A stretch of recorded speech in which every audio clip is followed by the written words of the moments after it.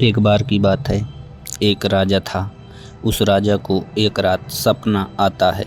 वो सपने में देखता है कि उसके सारे दांत एक एक करके गिर रहे हैं।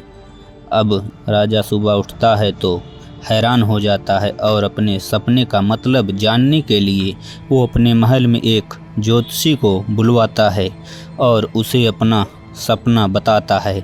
ज्योतिषी राजा का पूरा सपना सुनने के बाद राजा से कहता है कि सपने का मतलब ये है कि आपके परिवार के सभी सदस्य आपके आंखों के सामने एक एक करके मर जाएंगे।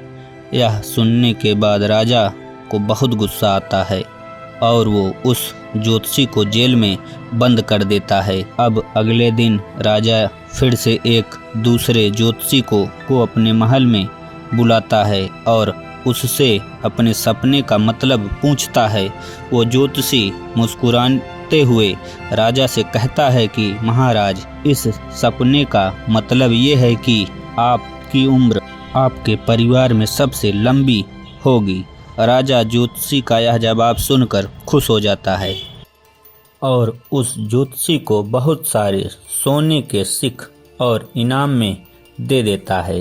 दोस्तों, दोनों ज्योतिषी का कहने का मतलब एक ही था, लेकिन कहने का तरीका अलग था। शब्द अलग थे लेकिन मीनिंग सेम था।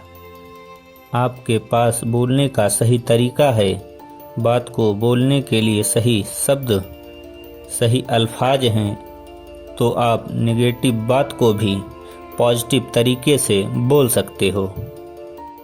एक बार एक अंधा आदमी रास्ते पर भीख मांग रहा था। उसके सामने एक कटोरा रखा हुआ था और उसके साइड में एक वाइट पेपर पर बड़े बड़े अक्षरों में लिखा हुआ था कि मैं आँखों से अंधा हूँ, मुझे कुछ दान करके जाइए। शाम तक उसके कटोरे में सिर्फ कुछ ही सिक्के लोग डाला करते थे। एक बार एक आदमी ने उस अंधे को नोटिस किया। वो आदमी उस अंधे के पास जाता है और उससे कहता है कि क्या मैं आपके इस पेपर पर कुछ दूसरी लाइन लिख सकता हूँ।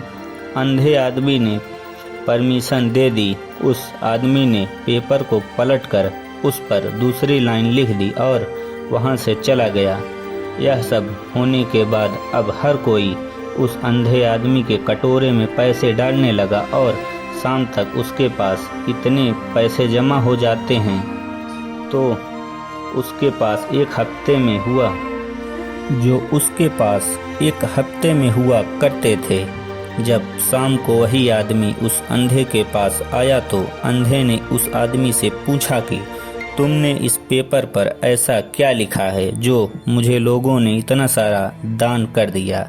आदमी ने मुस्कुराते हुए उससे कहा कि पहले इस पर लिखा हुआ था कि मैं आँखों से अंधा हूँ, मुझे कुछ दान करके जाइए।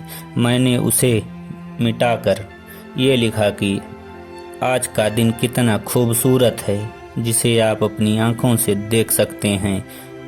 मैंने यही लाइन लिखी थी। दोस्तों, कहते हैं कि इतना मत बोलिए कि लोग आपके चुप होने का इंतज़ार करें, बल्कि इतना सा और ऐसा बोलिए कि आपको लोग दोबारा सुनने की चाह रखें।